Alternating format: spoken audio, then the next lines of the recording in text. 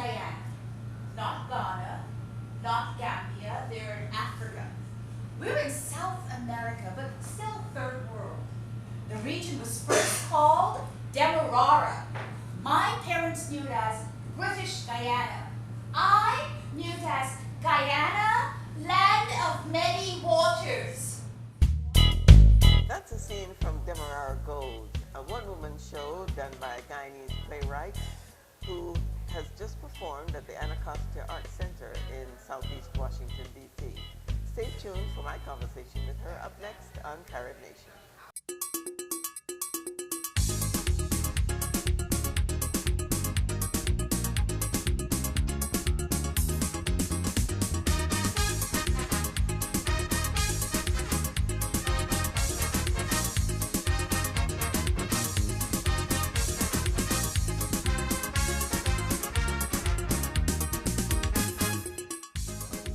Welcome to Carib Nation. I'm Berbice. My guest today is Ingrid Griffith, a Guyanese playwright. She has written a play called Demerara Gold, which she performs solo. That play touches on many of the social issues and immigrant family faces coming from the Caribbean to the United States. And she'll tell us about some of her experiences. Ingrid Griffith, thank you so much for joining us in Carib Nation. Welcome. Thank you. And it's a great pleasure to talk with you about your one-woman show. We are at the Anacostia Arts Center in Southeast D.C. where you just performed what I think is a brilliant one-woman show. I know that you had to do it under some difficult circumstances. I was fortunate to have seen the entire show before as well. And I give you great credit for your stamina. I think it takes a lot to inculcate all these different characters that you portray. And so I want to first thank you so much and congratulate you on the hard work that you obviously have done and the outcome from that. Let me start by asking why did you want to do this show? It's called Demerara Gold, and in my mind, it touches on a range of social issues in the Caribbean community, or in a Caribbean family. So let you tell me why. Well, I think what you just said is actually what I was just doing, is sharing my family story. And I think just by saying what family members were going through at a certain time in Guyana, and then of course when they come to America, tells about what's going on socially, what's going on in the world, what's going on with the bigger picture, bigger picture and the small picture. I think just once I started talking about my family, which is what I wanted to do, I wanted to share my experience. About what that experience was like as a kid waiting to rejoin my parents in America. And I wanted to then also share what I found when I came, because those two things were very important experiences in my life. It happened when I was 7 years old. So, you know, I can't imagine. Very profound. Yeah, I can't imagine a 7-year-old going, like my 7-year-old child, I don't have any children, going has to see me leave and not know when I'm going to come back. I really think it's very traumatic. So those experiences, those two big experiences in my life, I think has affected me and made me become who I was, who I am. Of course. And so that was what I wanted to share. Mom, I don't want you to go if I can't come with you. I don't want you to. Oh, don't cry, sweetheart. We're coming back together soon. Look, I got your girls' rings. Look, Ingrid, look. Which initials on them? As a promise that we can be back together again soon. It's Guyana Gold from the Demerara mines. Don and Ingrid, be good girls, okay? Here's a diary. You don't feel like talking, Linden, put your thoughts down. Right. Daddy and Mommy love you. Be good girls. Okay, now, boy, the taxi man waiting. I'm not gonna be a good girl. No, wait. Wait. Wait. I don't want your mom to go. Wait. At what time did it hit you that this is something you need to share? I remember when I was doing Raisin in the Sun, and we were in rehearsal, and I thought to myself, I should write about my family's experience. Just like how Raisin in the Sun, course, they were looking for betterment. Right. You know, they Yes, migrated yes, to another yes. town, and they really didn't have the means, but they were they wanted better for their kids, and it was the same thing like my family. And it just dawned on me at rehearsal, and I said, I should start writing it from my point of view, because that's the only point of view I knew.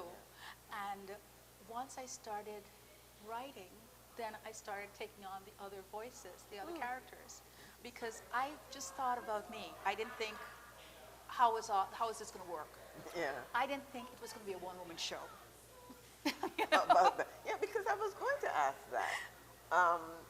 I kept thinking, why would anybody want to do this solo when you can get other people to do all those parts and take all that stress off of you? I And, know. No, I know. and that was one of the things that I did wonder about. Why a one-woman show versus a full play? Yeah. So Well, as I kept thinking about it, the format for the show, because it started out as a memoir. I was going to tell the story, but Right. not perform the story. Right. So I think what happened was, as I'm writing, I start to create the Relive. characters, relive it, and hear what remember my father was saying, what my grandmother was saying. Like I had to listen to all the chunks of scenes, dialogue as you went along, yeah. that I had to hear, you know, and I had to bring those to life in terms of, as a writer. And then I started hearing myself talking like my grandmother, in terms of just to help it come out, to help remember what she was saying, and you know, and Granny said this, and all of a sudden I'm becoming Ad, and I'm becoming Granny, I'm becoming my father, and I said, wait a second, maybe I should do this, all this stuff. And then I said, if I did all the characters, it would show my range as an actor. Of course, yeah. So that was one great benefit, because we always want to be seen as just not one way people see us. You know, Exactly. the directors that I've worked with see me just one way, and it's like young woman, professional, whatever, and that's put you in a box. Yeah, and that's what they see when they see me show up. But I can do all these. I could play a kid, I could play a man, a guy. You know, and so I wanted to show my skills as an actor, but I also thought it would help get the play going, because it's just one person than a cast. If it's a cast, then you got to depend on the cast. You got to pay. It's more money. It's more. It's just more props. It's more. You know, I don't have a budget. I don't know. I'm not of means, you know, but I would love my story to be told. So it just started Just sort of step out. Yeah. And It just was the reality of the thing was, it should be a solo show if you really want to get it done. Like everything else. Minimal set. There's no set. You want to carry it around to the Caribbean community? Well, True. this is the That's best the way only you're way going to to do do it. it. Yeah. And so that's how it sort of came about. Y'all see the star? With her orange jumpsuit and the wide legs and my silver platform shoes. My parents, they're not the people I remember. And let's talk a little bit about your background and what interested you in the first place in the theater, in art, in literature, that sort of thing. That's interesting. I think as a kid, I wanted, I was always looking. I was very observant. And I think from the show you could see that I had to be reined in, or so my grandmother thought.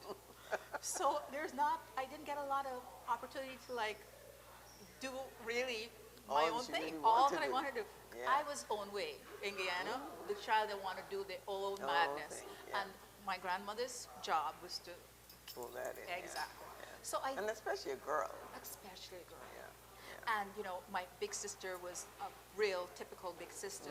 So it's like, you know, she's also gonna help rein me in. You know, it's like her job is to be Proper, show the yeah. model of a big sister, Exactly. and I had to toe the line. And if I don't, it's like we're gonna be, you know, they roll their eyes. Here we go again.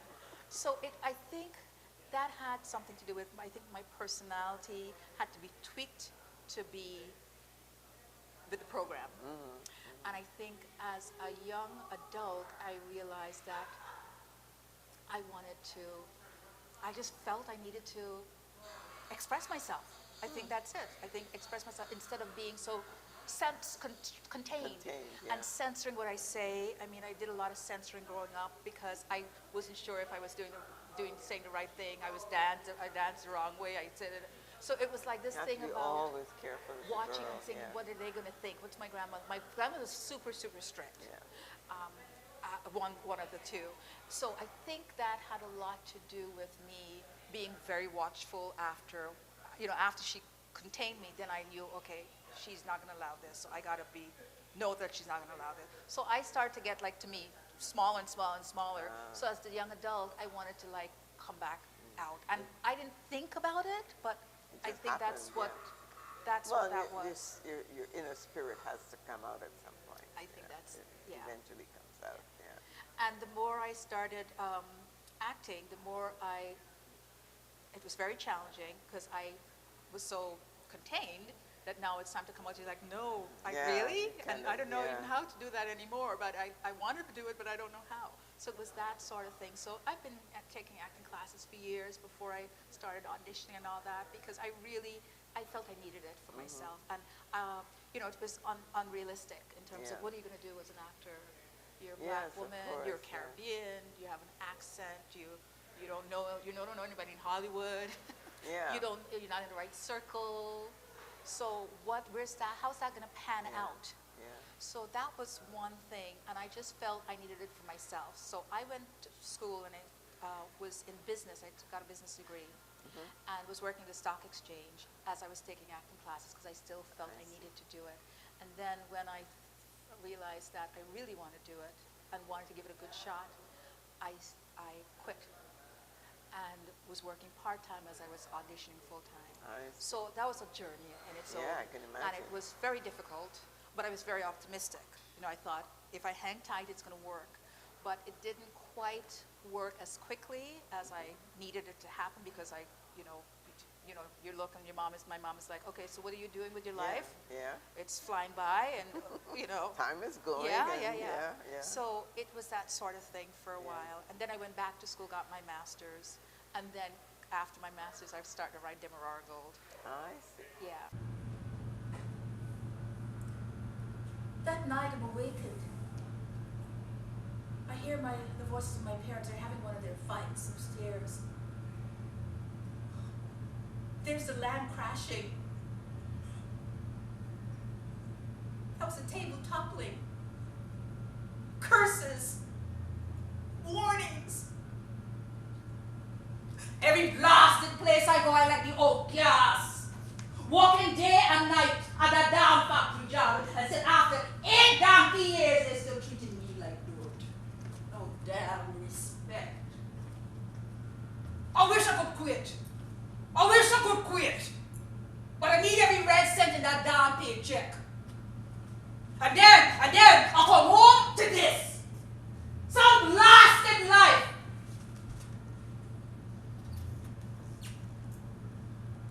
I want to run upstairs and stop them, but I can't move.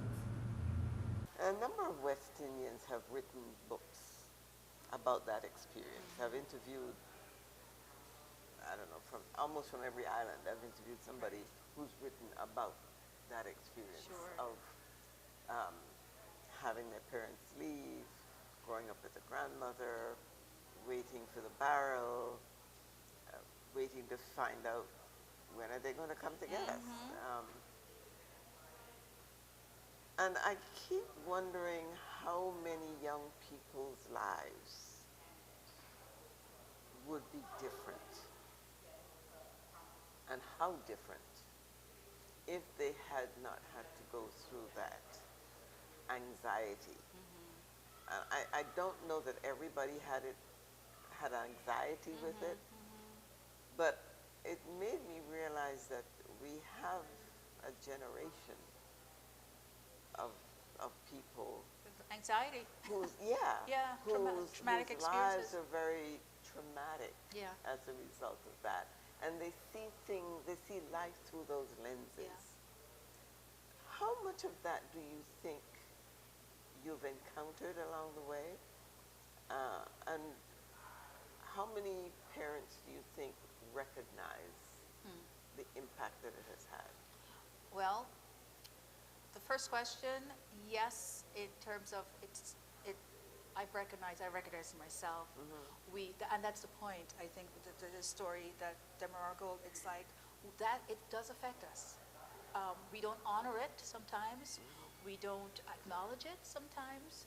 We don't have space to, time is, once again, you're here, you should be happy you come to America. Or when I was in Guyana, you should be happy your parents are in America because you're going there lucky. So crying, whining, sad sacks, no. Pull it together. And I think when you come here, it's the same thing. We got you here. Now is the opportunity. You're not going to be saying, oh, I'm always anxious. I'm always, not sure if things are going to work out because this is what I went through in Guyana when I was waiting as a kid. And nobody wants to hear that. So those feelings are not honored. And not in our culture. And that's the problem. That's one of the things that I wanted to look at in our culture. You touched on a number of things that I think are so embedded in our culture that many of us do not achieve our ultimate goals. We do not get to who we truly are because of these little things that have happened along the way, but nobody's recognizing it. And the parents who have done this, to their credit, have done the best that they could. They wanted to do the best that they could for their children. Their goal was to give them a better life. Right. So, but we haven't seen the social side of what the damage that has been done. And how do we change that? How do we get our culture stronger? I think talking. We don't talk to each other. And I'm only going to speak for myself. I say we, but I really should speak for myself in terms of culturally, my family or culturally my community doesn't, we don't share enough. No, express feelings. We don't express feelings. I cannot remember, and this is just my grandmother's, especially my grandmother Ada, hugging, kissing.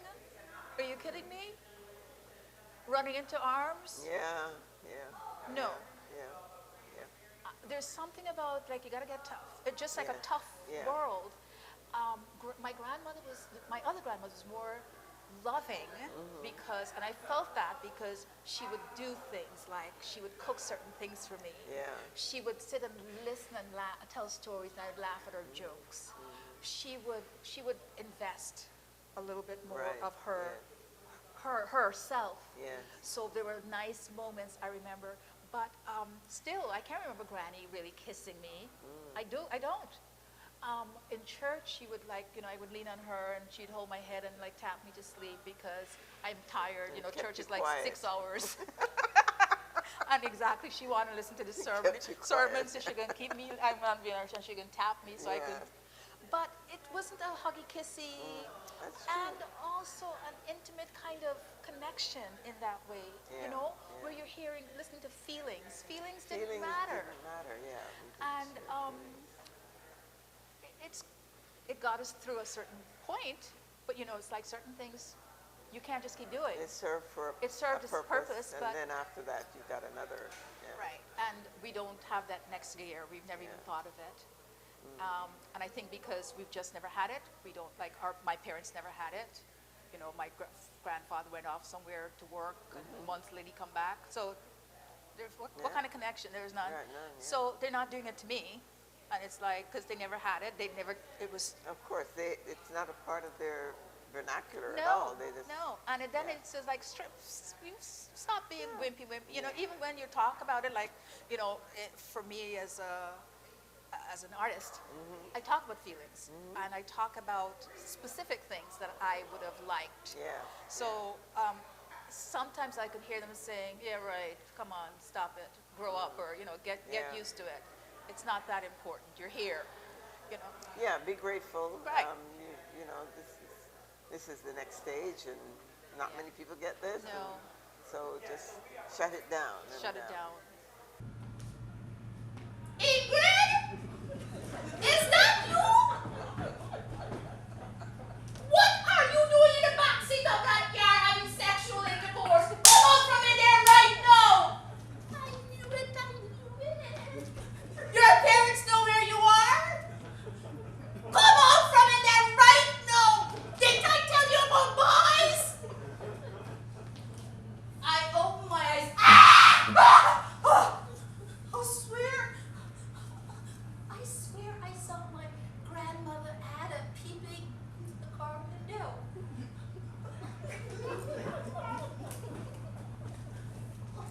But it can't be Ada. She's in Guyana. She doesn't leave her house.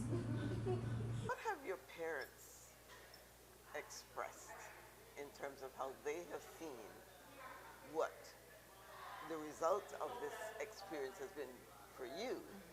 How has it affected them, or what is their view on the whole thing? I don't really know much. I'm estranged from my father, based on a little bit of what you know in the story, and then other things that happened growing up even after this story. Because there could be a DEMERARA GOLD part 2, but no, but there could be. So things happened later on that I felt. As I got older, I was not forgiving him for. But I also had to accept who he was. So it was that blessing this person, like, okay, this is who you are, but I know who I am now, and I must now veer off. And so for that reason, my dad has never seen the show. It's because I see. We're not in touch. Right. I don't think he's seen the show. He may not even, I don't think he would want to see the show. My mom has seen it, and she was, I think, very taken back like any audience member. I think she became an audience member. I think a lot of things that were in there she didn't even know that I knew. Yeah. It was like she was listening to somebody else's story. Yeah. Because once again, we don't share. And so things I was saying, I've never told her. Things what I was sharing, she can't even remember happened. And things I was sharing, she didn't see because she was in Guyana.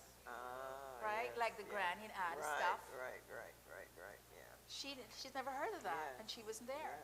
So she was, I think, she was quite surprised, but I think she really understood what more of me, about me, and also our family dynamic because of it. And I think she basically said, you know, we don't speak, you know, once again, that close kind of talk is not easy for my family. But she basically said, she called me the next day after she saw the show for the first time, and she said, I did not know you saw as much as you did. And I am sorry that we never talked about the things that you had on your mind. She said, I had no time. Yeah. She said, all I remembered is true. going to next gear. That's Your dad true. is gone. I got to work. I got to pull it together. Yeah, it's me and these kids. That was the mode I was That in. is very true. And that is the life of many parents, many mothers. Single parents, Who turn out to be single parents. Yes. As a result of some of these dynamics that they have to deal with. And I feel that's the thing, the solo show genre, you ask why did I decide on solo show, not a full cast? I think it's helping me, empowering me, because I'm playing all those parts. You have to inculcate, you really have to be those. The father. And you have to see from their side. Exactly. Yeah. And that has, I've like grown leaps and bounds in terms of emotionally, in Right. terms of psychologically, and I know this. It's been 5 years. When I was writing it, it was painful. I can imagine. Painful. I would write a scene and I would head to the couch and couldn't get up. I can imagine. I remember in rehearsal not wanting to do my father's lines. I told the director, I cannot, every day, ready for it? Nope, can't do it. I could not say those words because he's talking to us. To you? Yeah. That was my father, who I no longer speak to, but now I got to bring him up. Ah, gosh, yes. That must be tough. But That must be tough. as I said, it is a It's a catharsis. cleansing, yes, It a is. cleansing, It yeah. is. It has been. And guess what?